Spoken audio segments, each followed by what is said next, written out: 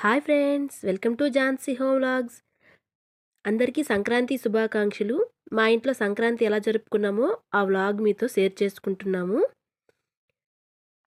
సంక్రాంతి రోజు మార్నింగు పంతులు గారైతే మా ఇంటికొచ్చారు.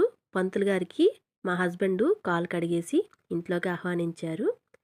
పంతులు గారు ఇంట్లోకి రాగానే నేనైతే దీపారాధన చేసి పంతులు గారికి పూజకి కావాల్సిన సామాగ్రి అంతా పంతులు గారి దగ్గర అయితే పెట్టేశాము. ఇంకా పంతులు గారు వినాయకుడి పూజను ప్రారంభించారు.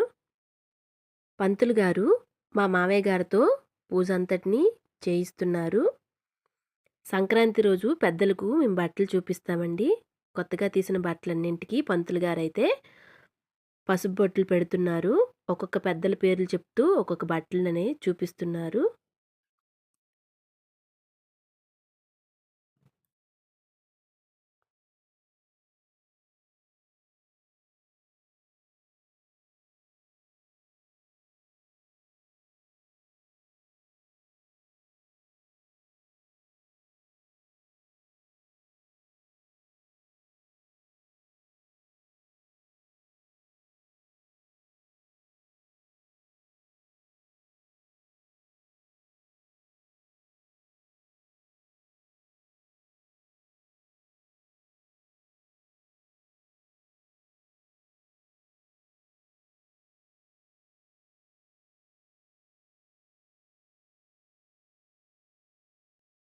పూజ అయితే మంచిగా పూర్తయిపోయింది.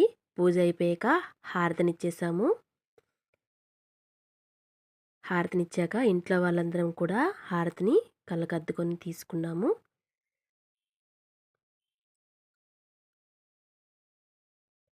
సంక్రాంతి రోజు కొత్త బియ్యంతో చేసిన పొంగడాలు, అలాగే కొత్త బియ్యంతో చేసిన పరమాన్నం, అలాగే పప్పు,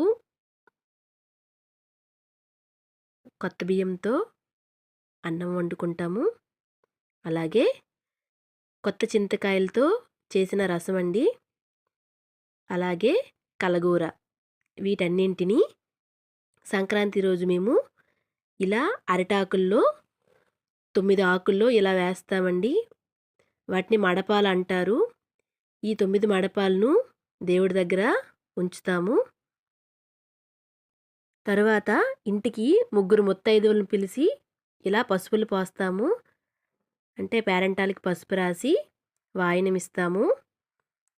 ఇంకా ఫైనల్గా మడపాల్లో ఒక మడపంను ఇంటిపైన పితృదేవతల కోసం పెట్టి నమస్కారం చేసుకుంటాము ఇంట్లో వాళ్ళందరము. మా వీడియో కనుక మీకు నచ్చినట్లుంటే లైక్ చేయండి, షేర్ చేయండి, సబ్స్క్రైబ్ చేసుకోండి. Thank you for watching. మీ సంక్రాంతి ఎలా జరుపుకున్నారో మా కామెంట్ సెక్షన్లో కామెంట్ చేయండి. Thank you for watching.